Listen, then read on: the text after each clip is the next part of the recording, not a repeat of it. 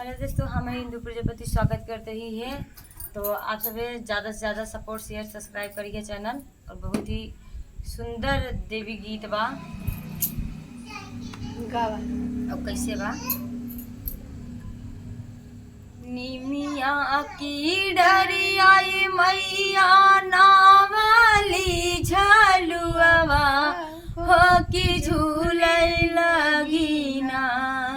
निमिया की डारी मैया नावली झलुआ हो कि झूलै लगी ना। सातौ बहिना का जोड़वा हो कि झूलै लगी ना। सातौ बहिना का जोड़वा हो कि झूलै लगी ना। झूलता झूलता मैया होई गई पियासी हो कि हेरै लगी ना। ओही माली फूलवरिया हो कि हेरै लगी ना। ओही माली फूलवरिया हो कि हेरै लगी ना।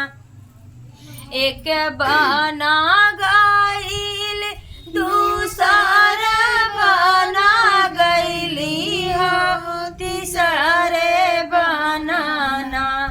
मिला गौआ चरवा हो तीसरे बनाना। मिला गौआ चरवा हो तीसरे बनाना।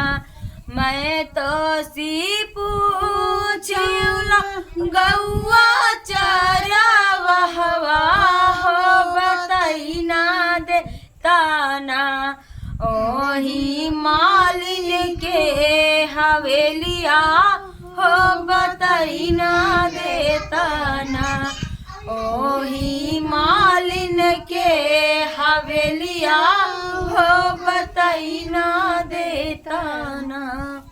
यही पार गंगा रे वही पार जमुना हो बिच इके बिचवाना होते ही के बिचवाना।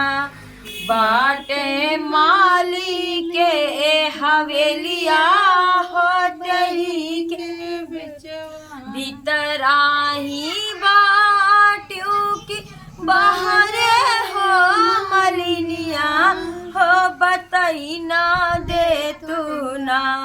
हो बताई ना दे तू ना। ओही भीतराही बाटू की बाहरे मालिनिया हो पियई ना दे तू ना।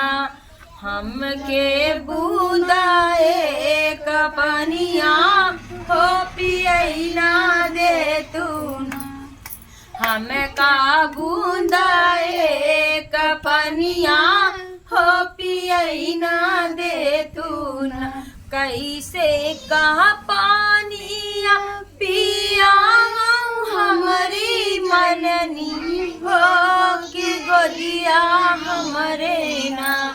बाटे बाला का नदनवा हो कि गोदिया हमरे ना।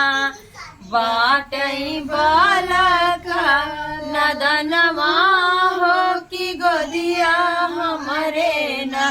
बलका सुतावा ये मैया सोने के खाटोलवा हो कि बूंदाए काना।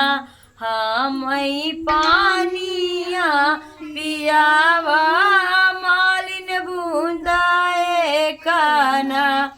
हमई पानिया पियावा मालिन बूंदाए काना।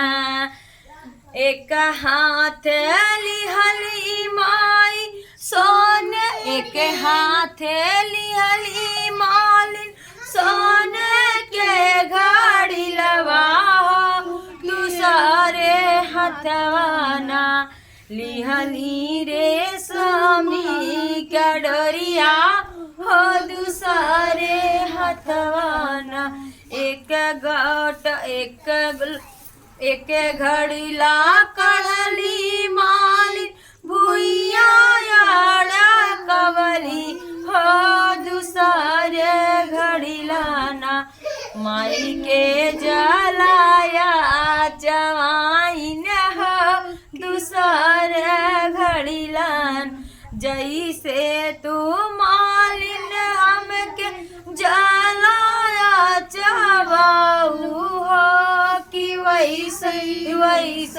ना तोहरा पियावा जुड़ई जई हो कि वैसे ना तोहरी धाई तोहरी धियावा जुड़ई नहीं मालिन वैसे ना।